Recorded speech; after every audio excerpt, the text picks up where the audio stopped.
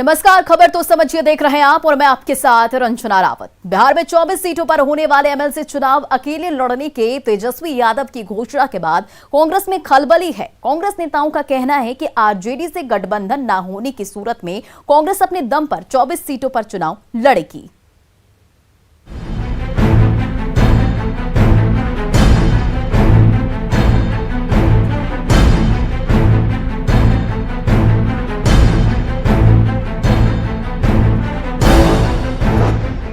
क्या बिहार में अभी भी आरजेडी कांग्रेस का गठबंधन है? ये सवाल तेजस्वी यादव के उस बयान के बाद पैदा हुआ है जिसमें तेजस्वी ने 24 सीटों पर होने वाले बिहार विधान परिषद के चुनाव में अकेले लड़ने की घोषणा कर दी। आप भी सुनिए।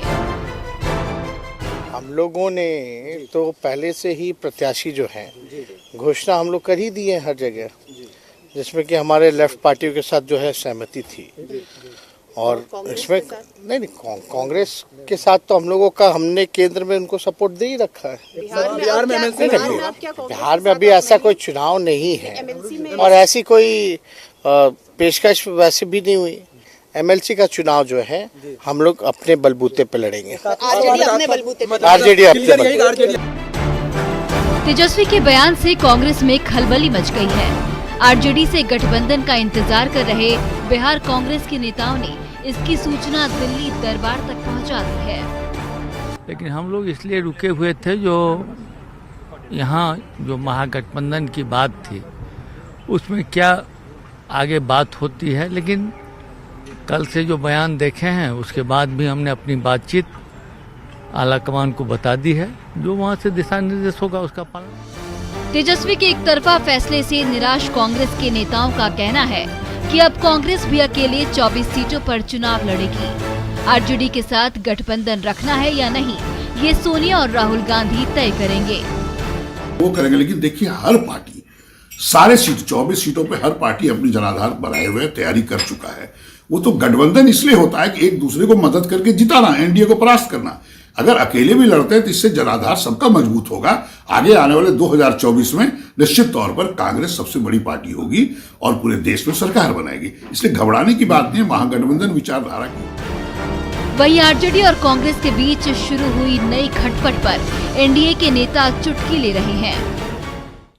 बिहार में कांग्रेस और राजद के बीच पहले भी महाठगबंधन ही था। इन दोनों पार्टियों ने जनता के हितों के विषय में कभी नहीं सोचा है, हमेशा अपने हितों के विषय में सोचा है। कैसे एक दूसरे को राजनीतिक दुलती दी जाती है, कोई इन पार्टियों से सीख सकता है। तो जो महागठबंधन बिखरा हुआ है, जिस महागठबंधन में किसी का सम्मान नहीं होता है, जिसमें किसी को भाव नहीं दिया जाता है, इज्जत नहीं होती है, वो एनडीए से मुकाबला नहीं कर सकती। बिहार विधानसभा के उपचुनाव में कांग्रेस और आरजेडी ने अलग अलग चुनाव लड़कर देख लिया। एक बार फिर ये दोनों अलग अलग लड़कर एनडीए का मुकाबला कितना कर पाते हैं, ये देखना होगा। न्यूज़ 18 के लिए दिल्ली से रवि सिसोदिया और पटना से ऋतु रोहिणी की रिपोर्ट। चलिए, पूरी रिपोर्ट आपने देख ली। अब खबर तो समझिए। बिहार में 24 सीटों पर विधान परिषद का चुनाव होना है और आरजेडी ने वाम दलों के साथ मिलकर चुनाव लड़ने का फैसला किया है और तेजस्वी यादव ने कांग्रेस को एक भी सीट देने से इनकार कर दिया है, जिसके बाद आरजेडी और कांग्रेस में तकरार होने लगी है और ये खबरें भी सामने आने लगी है।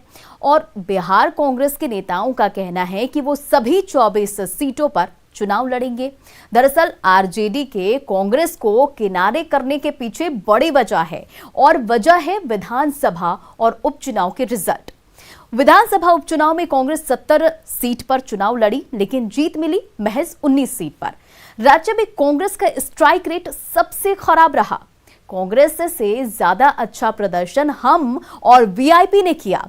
70 सीट पर लड़ने वाली कांग्रेस की जीत का प्रतिशत मात्र 27.1 रहा, जबकि आरजेडी का जीत का जो प्रतिशत रहा वो 52.8 रहा। आरजेडी नेता मानते हैं कि कांग्रेस की वजह से तेजस्वी सीएम ना बन सके। पिछले रिजल्ट से सबक लेते हुए सीटों का उपचुनाव आरजेडी ने अलग लड़ा और कांग्रेस ने भी दोनों सीटों पर उम्मीदवार उतार दिए। आरजेडी दोनों सीटों पर दूसरे नंबर पर रही, जबकि कांग्रेस चौथे नंबर पर खिसक कर आ गई। चिराग पासवान की लोजपा के उम्मीदवार तीसरे नंबर पर रहे। कांग्रेस को तारापुर में मात्र 3,590 वोट मिले, जबकि कुशेश्वर स्थान में कांग्रेस को 5,603 वोट मिले। यानी कि कांग्रेस का प्रदर्शन बहुत खराब रहा और अब आरजेडी नेताओं को लगता है कि कांग्रेस को सीट देने से नुकसान ही होगा, फायदा नहीं। बढ़ते आगे और बिहार विधानसभा परिषद की 24 सीटों के लिए होने वाले चुनाव को लेकर बिहार एनडीए में घमासान छिड़ गया है। एक भी सीट ना मिलने से नाराज वीआईपी के मुकेश सहनी ने सभी 24 सीटों पर उम्मीदवार उतारने का ऐलान कर दिया है। वहीं बीजेपी और जेडीयू नेता का कहना है कि एनडीए में सब ठीक है।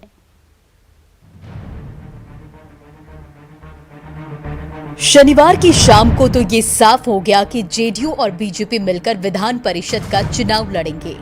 बीजेपी 13 तो जेडीयू 11 सीटों पर लड़ेगी। बीजेपी 13 में से एक सीट अपनी सहयोगी पशुपति पारस की पार्टी आरएलजेपी को देगी, लेकिन इसी घोषणा ने एनडीए के एक दूसरे सहयोगी को नाराज कर दिया है। नाराज मुकेश सहनी ने सभी 24 सीटों पर अपनी पार्टी वीआईपी के उम्मीदवार उतारने का ऐलान कर दिया है। पार्टी ने निर्णय ले लिया है कि 24 जगह अपने दम पर अकेले हम चुनाव लड़ेंगे, तो हम लड़ाई लड़ेंगे।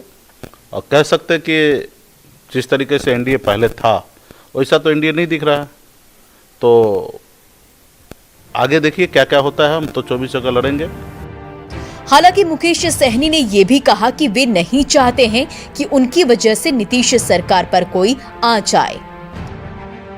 मंत्री बनाए, लेकिन हम अपना एक मल्ला का बेटा, जुबान का पक्का और ईमानदारी के साथ माननीय मुख्यमंत्री श्री नीतीश कुमार जी के नेतृत्व में बिहार में हम सरकार चला रहे थे, आज भी चला रहे हैं और आगे का मुझे कोशिश करता हूं कि चलाएं। मुकेश सहनी की नाराजगी के बाद एनडीए के दूसरे दल डैमेज कंट्रोल में जुट गए हैं। बीजेपी प्रवक्ता अरविंद सिंह ने कहा कि थोड़ी सी जो नाराजगी है उसे समय रहते दूर कर लिया जाएगा। किसी को थोड़ा नाराजगी है वो ठीक हो जाएगा, वो ठीक हो जाएगा। उस समय पर नाराजगी आते जाते रहता है, लेकिन हम एक हैं और ठीक हो जाएगा। 24 सीट पर जो वो चुनाव लड़ने की घोषणा कर रहा है खुद मुकेश सहनी से, वो सब ठीक हो जाएगा, समय पर सब ठीक हो जाएगा और एकदम ठीक हो जाएगा। वहीं जेडीयू प्रवक्ता अरविंद निषाद ने कहा कि मुकेश सहनी की नाराजगी तत्कालिक तौर पर स्वाभाविक है, लेकिन एनडीए बिहार में मजबूत है। आप जिनकी ओर इशारा कर रहे हैं मुकेश सहनी जी का, यह सही है कि उनका दुख है, दुख मैं समझ सकता हूं, लेकिन इस चुनाव से कोई ज्यादा लाभ और हानि होने वाला उनको नहीं है। मुकेश सहनी ने अपनी नाराजगी जाहिर कर दी है। आगे आगे क्या होता है ये देखना दिलचस्प होगा। न्यूज़ 18 के लिए पटना से संजय कुमार और आनंद अमृतराज की रिपोर्ट। देखिए, एक भी सीट नहीं मिलने से वीआईपी के मुकेश सहनी नाराज तो जरूर हैं, लेकिन दूसरी तरफ बीजेपी और जेडीयू के नेताओं का कहना है कि एनडीए में सब ओके है। चलिए अब खबर तो समझिए। बिहार में 24 सीट पर विधान परिषद का चुनाव होना है और बीजेपी जेडीयू में सीट शेयरिंग फाइनल है। बीजेपी को 13 सीटें मिल चुकी हैं। 13 में से एक सीट बीजेपी पशुपति कुमार पारस की पार्टी आरएलजेपी को देने वाली है, जबकि जेडीयू 11 सीटों पर चुनाव लड़ेगी। फिलहाल बिहार एनडीए में 5 पार्टियां हैं। बीजेपी जेडीयू गठबंधन की बड़ी पार्टी है और इसके साथ साथ जीतन राम मांझी की हम, मुकेश सहनी की वीआईपी और पशुपति पारस की आरएलजेपी भी है। बीजेपी नेता पशुपति पारस की आरएलजेपी को वैशाली सीट दे दी गई है, लेकिन हम और वीआईपी को कोई सीट नहीं दी गई है, जिससे नाराजगी कहीं ना कहीं दिख तो जरूर रही है। वीआईपी के मुकेश सहनी ने 24 में से 4 सीट का दावा किया था। एक भी सीट ना मिलने से मुकेश सहनी नाराज जरूर हैं। मुकेश सहनी ने सभी 24 सीटों पर उम्मीदवार उतारने का ऐलान कर दिया। हालांकि नीतीश सरकार को समर्थन देते रहने की बात अब भी वो कह रहे हैं और वही बीजेपी नेताओं का कहना है कि थोड़ी सी नाराजगी है, जल्द ही दूर हो जाएगा। अब मुकेश सहनी ने तो मोर्चा खोल दिया है, नाराजगी कैसे दूर होती है ये देखना होगा। बढ़ते हैं आगे। नीति आयोग की रिपोर्ट में बिहार को विकास के कई पैमाने पर देश का सबसे पिछड़ा राज्य बताए जाने के बाद से जेडीयू ने बिहार को विशेष राज्य के दर्जे के लिए एक नई मुहिम छेड़ दी है, जबकि बीजेपी नेता इसमें टेक्निकल बाधा बता रहे हैं।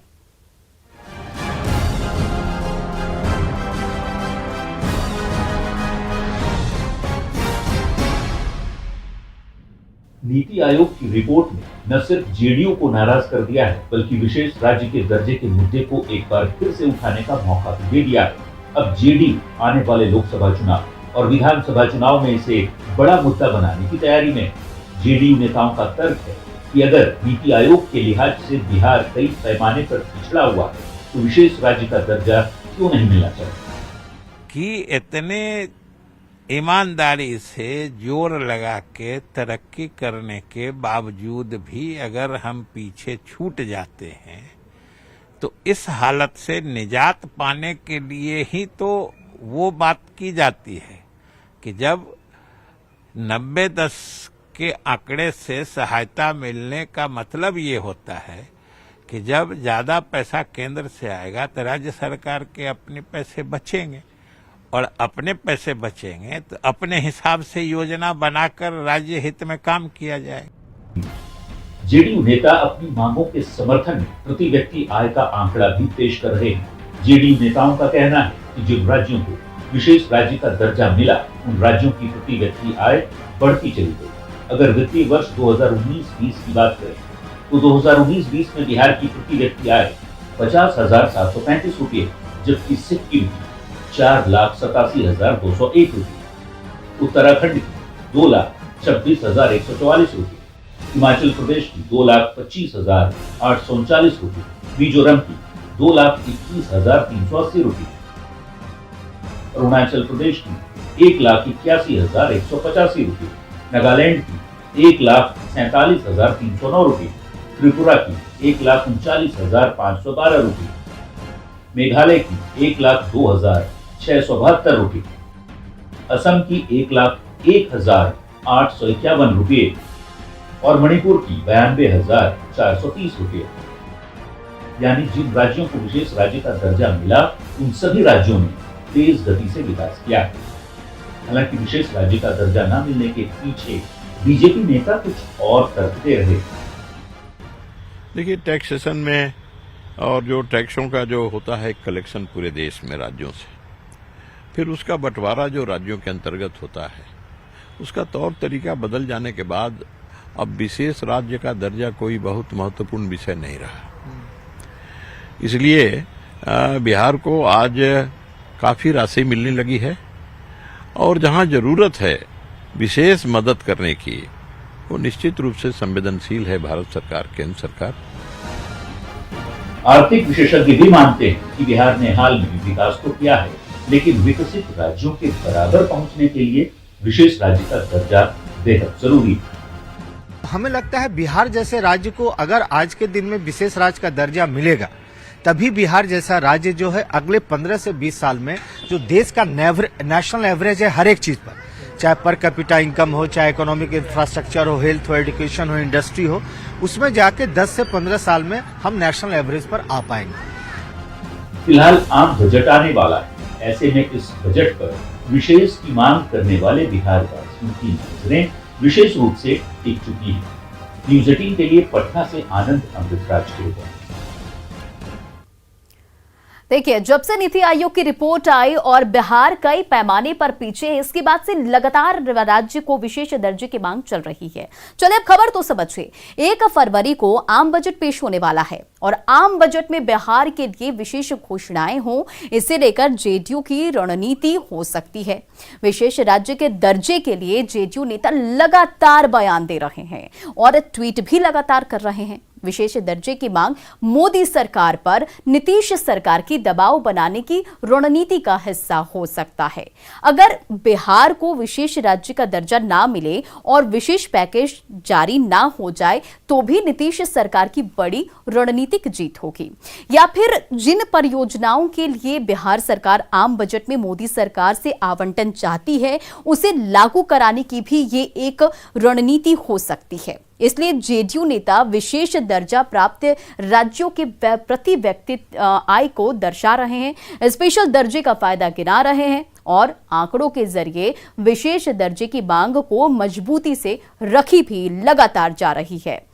इधर झारखंड डीजीपी नीरज सिन्हा का कार्यकाल 31 जनवरी 2022 को खत्म हो जाएगा। हालांकि राज्य सरकार ने 6 महीने पहले ही उन्हें एक्सटेंशन दिया था और केंद्र के पास इसे मंजूरी के लिए भेजा था, लेकिन अभी तक डीजीपी के एक्सटेंशन को मंजूरी नहीं मिली है। इस मसले को लेकर राजनीतिक दलों का कहना है कि जल्द से जल्द राज्य और केंद्र सरकार को मिलकर इसका हल निकालना चाहिए।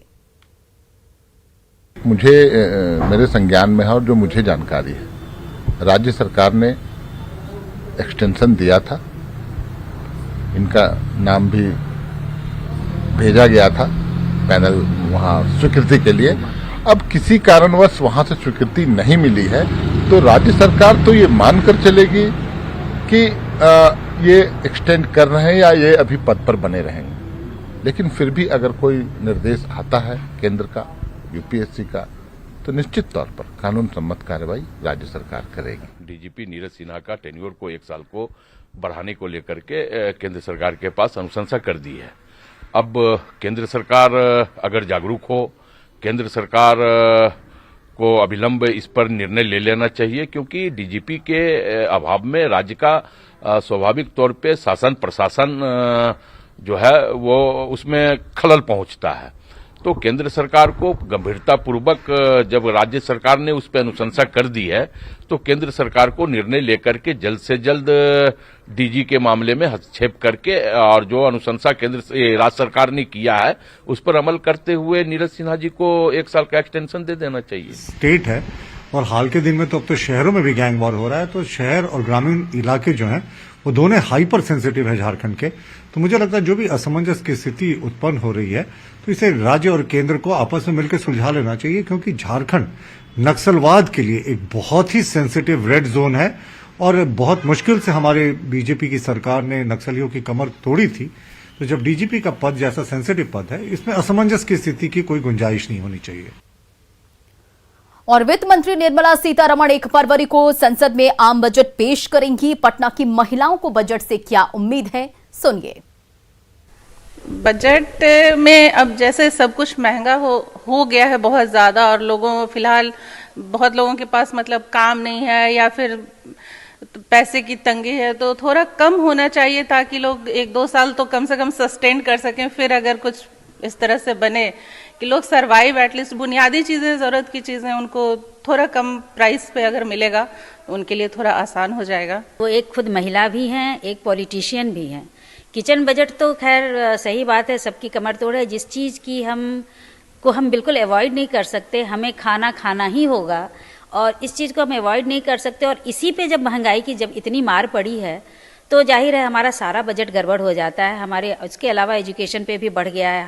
हम महिलाएं अपने बच्चों को एजुकेशन दिलाने के लिए अभी बहुत सारा एक्स्ट्रा खर्च कर रही हैं, उनके ऑनलाइन चीज़ों पे। कोविड ने बहुत ज़्यादा सबको अलग सी परेशानियों में डाल रखा है। कामकाजी महिलाओं के लिए मेरा ये उम्मीदें है एज ए कामकाजी महिला कि पहले तो टैक्स डिडक्शन सब लोगों के लिए होना चाहिए। सिर्फ यहाँ पे हम जेंडर डिस्क्रिमिनेशन नहीं करेंगे, पहला बात है। तो ये डिस्क्रिमिनेशन पहले कम कर दिया, मैंने एकदम ही हटाना चाहिए, और जो है टैक्स रिडक्शन बढ़ाना चाहिए। देखिए, एज ए बिजनेस वुमेन तो हम यही बोलेंगे कि हम लोगों को टैक्स में रिलैक्सेशन मिलना चाहिए। खासतौर पे जैसे 2 साल लगातार करीब 6 महीने के लिए लॉकडाउन लगा, और उसमें हम लोगों का पूरा बिजनेस, और जबकि हम ब्यूटी पार्लर हम चला रहे हैं, तो आप समझ सकती हैं कि वहाँ पे लोग लास्ट में आते हैं, तो हमारा बिजनेस पूरी तरह से हैम्पर हो गया। और फिलहाल इस बुलेटिन में इतना ही। बने रहे आप न्यूज़ 18 बिहार झारखंड के साथ।